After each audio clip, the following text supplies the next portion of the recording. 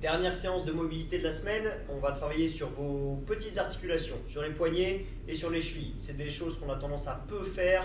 Vous connaissez déjà certaines routines d'échauffement au niveau des poignets. Parfois on vous montre des routines d'échauffement au niveau des chevilles, mais c'est quelque chose qu'on travaille très très peu. Et pourtant c'est celles qui se blessent le plus facilement en général ou qui mettent le plus longtemps à se remettre en place une fois qu'elles sont blessées. Donc c'est important de les travailler et de travailler leur mobilité et leur renforcement à la fois parce que vous allez voir qu'on va travailler sur les deux parties aujourd'hui. Donc on va commencer par les poignets avec quelque chose d'assez simple. Vous allez vous mettre face à un mur parce qu'il vous faut un repère sur ce mur-là. Vous allez voir pourquoi je vous dis ça. Et on va travailler en isolation de chaque côté. Donc l'idée c'est de venir poser le bout de la main, donc le bout du majeur, sur un point bien précis sur le sol. Donc, par exemple là j'ai une petite marque de peinture sur la boxe. Je vais poser le bout de ma main dessus et je vais essayer d'aller chercher le plus loin possible d'un côté et le plus loin possible de l'autre côté avec ma main.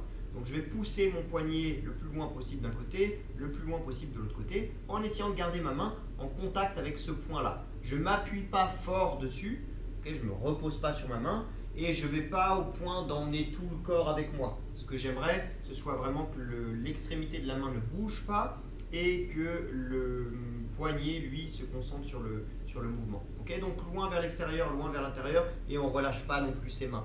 Okay, là, on ne travaille pas avec les doigts complètement morts, on garde les doigts en tension, une main bien droite et on va chercher vers l'extérieur et vers l'intérieur. Vous faites ça d'un côté, vous faites ça de l'autre. Vous prenez une petite minute par exemple par main pour faire l'isolation. Ensuite, isolation numéro 2, je monte et je redescends. Donc je pousse mon poignet le plus haut possible sans me rapprocher du mur.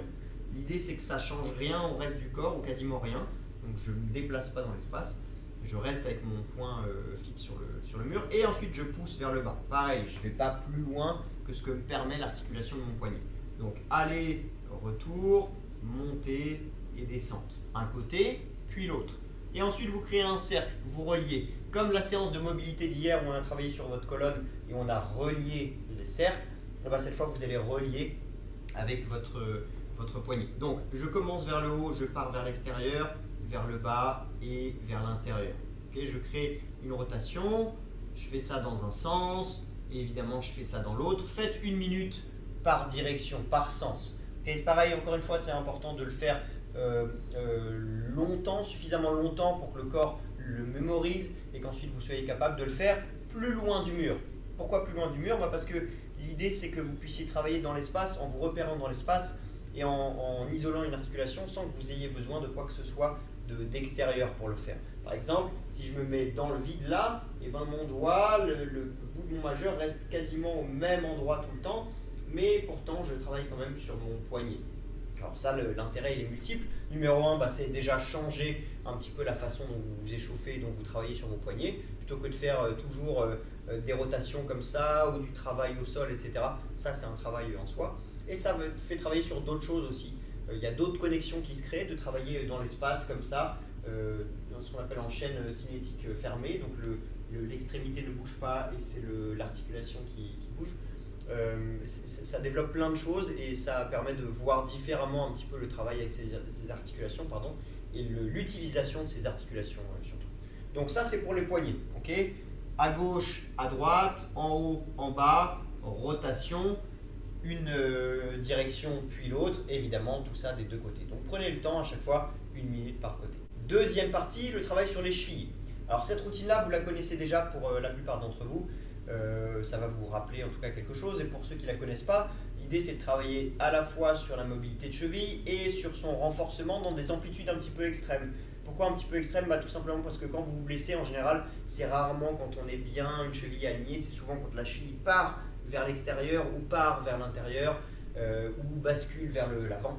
Et pour éviter que vous vous blessiez, il faut aussi renforcer votre articulation dans ces différentes directions. Donc le setup de l'exercice numéro 1. Vous allez vous mettre dos à un mur avec vos pieds à plat au sol et plus les pieds seront éloignés, plus ce sera difficile, plus les pieds seront proches, plus ce sera facile. Donc c'est à vous de voir comment vous voulez vous organiser. Une fois que vous êtes placé, vous essayez de monter les pointes le plus haut possible et de redescendre en contrôle. Jambes tendues ou pas, c'est pas très important. Jambes tendues, ça peut le faire, mais si vous voulez déverrouiller vos genoux, vous pouvez. Lentement à la montée, lentement à la descente. L'idée, c'est que vraiment vous alliez chercher le plus haut possible là et qu'ensuite vous contrôliez la descente. 15 à 20 répétitions pour celui-là. Exercice numéro 2, vous allez vous placer épaule gauche en contact avec le mur, pied gauche en contact avec le sol. Donc je suis reposé sur mon épaule gauche et sur mon pied gauche. Plus le pied est éloigné du mur, encore une fois, plus c'est difficile pour la cheville. Plus vous êtes proche, plus c'est facile. Donc n'allez pas trop loin si c'est la première fois ou les premières fois que vous le faites. Et cette fois, je vais faire une inversion. Donc l'inversion, c'est l'intérieur du pied qui se décolle. Donc, je décolle l'intérieur, ce qui veut dire que je bascule sur l'extérieur, sur la tranche externe, et je reviens, pareil que pour l'exercice précédent, en contrôle au sol. Je ne me laisse pas tomber. Le contrôle, il est surtout valable quand je pars vers l'extérieur, parce que plus je vais loin, plus ça va tirer sur l'articulation. Donc allez-y vraiment tranquille. Je vous conseille de le faire pieds nus plutôt qu'en chaussures. En chaussures, on risque de basculer un petit peu vite sur la semelle, là, sur le quart. Donc ne forcez pas trop. 15 répétitions d'un côté. Je fais ensuite 15 répétitions de l'autre. Troisième exercice. Cette fois, je vais passer sur le contact de l'épaule gauche contre le mur, mais du pied droit au sol.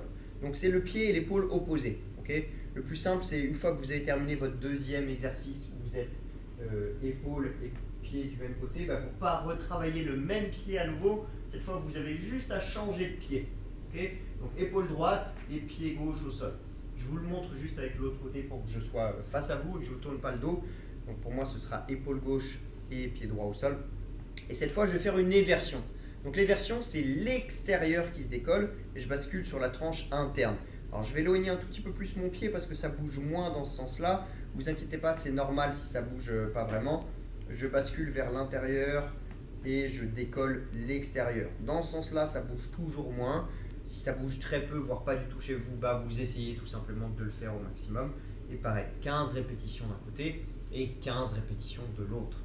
Et le dernier exercice, vous allez avoir besoin d'un objet pour grimper dessus. Donc une table basse, une chaise si elle est stable, un bord de canapé, peu importe. Il faut que vous soyez surélevé par rapport au sol. Et la deuxième chose dont vous avez besoin, c'est de quelque chose pour vous tenir. Donc soit vous tenez à un mur, à une porte, à une personne d'une taille beaucoup trop grande ou à un balai par exemple. Alors moi je vais utiliser un bâton pour vous le montrer, mais vous pouvez utiliser votre manche à balai. Et vous allez grimper pour que juste le bout de votre pied soit sur l'objet.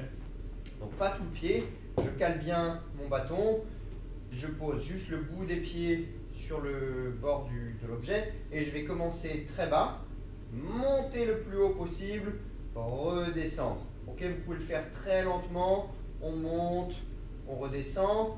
Vous avez l'option pied parallèle, pied vers l'intérieur ou pied vers l'extérieur. C'est à vous de voir. 15 répétitions, 15 à 20 répétitions, montée plus descente. Donc on récapitule. Pour le travail des poignets, isolation, gauche-droite, haut-bas, et ensuite on crée son cercle, okay, d'un côté et de l'autre. Les cercles dans les deux directions. Et pour le travail des chevilles, premier exercice, dos au mur, on remonte les pointes. Deuxième exercice, épaules et pieds du même côté, on décolle l'intérieur. Troisième exercice, épaules et pieds du côté opposé, on décolle l'extérieur. Et dernier exercice, surélevé sur un objet, on monte sur ses pointes. Okay, travaillez vos petites articulations, c'est aussi important que les grosses. On fait toujours travailler les hanches, on fait toujours travailler les épaules, très peu les toutes petites articulations. Mais le jour où vous blessez, ça prend plus de temps pour que vous puissiez récupérer. Donc les poignets, les chevilles, on verra d'autres petites articulations dans des séances de mobilité futures. D'ici là, prenez soin de vous, travaillez votre mobilité et à bientôt les addicts.